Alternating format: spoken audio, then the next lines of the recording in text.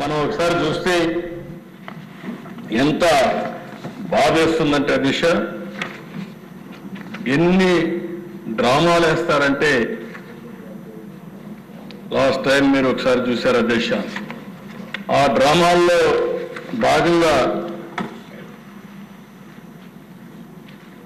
మనందరం ఏ విధంగా మోసపోతామో ఒక ఇది చూసినప్పుడు దిశ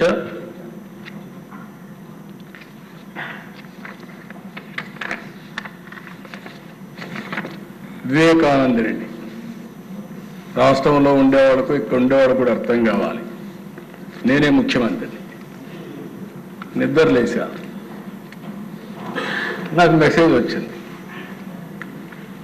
ఏ మెసేజ్? సాక్షి మెసేజ్.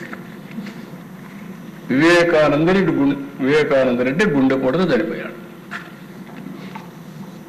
ఇప్పుడు ఏం చేస్తాను? గుండెపోటుతో అనే కొంచెం నాకు కూడా అనిపించింది పాపం, నేను కూడా క్యారీ అయిపోయాను. అన్నిటి గుండెపోటుతో అనుకున్నాం. ఒక అర్ధగంట అయింది, గంట అయింది, మా ఆఫీసర్ కూడా కన్ఫర్మ్ చేశారు ఆయన గుండెపోటుతో చనిపోయాడని.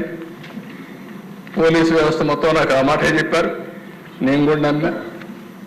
మధ్యాహ్నం పైన ఒక్కొక్కసారి తప్పులు చేసినప్పుడు మనకు అనుమానాలు రాకుండా పోవడానికి కారణం మనం అదర్ ఇష్యూస్లో బిజీగా ఉండడం, నార్మల్గా నమ్మే మనస్తత్వం ఉండడం, అలాంటి దొంగ తెలివితేటలు లేకుండా పోవడం. మూడవది మధ్యాహ్నం ఏదో దిశ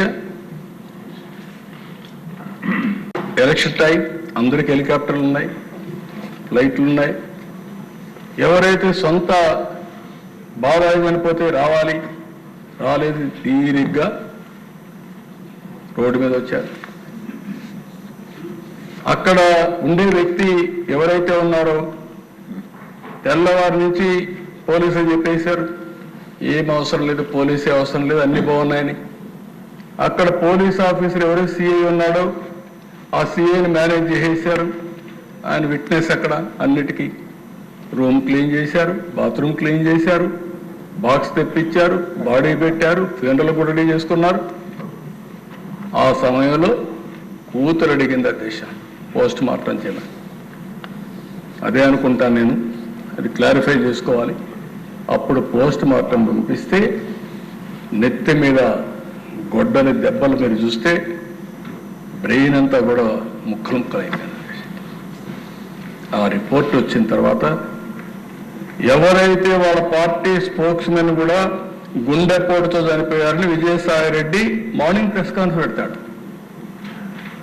సాయంత్రానికి వచ్చిన తర్వాత డ్రామాలు వేస్తారు. మా నాన్న చనిపోయాడు, ఒకే బాబాయ్ ఉన్నాడు, బాబాయిని కూడా చనిపోయాడు. నెక్స్ట్ డే సాక్షి పేపర్లో నారాసుర రక్త చరిత్ర.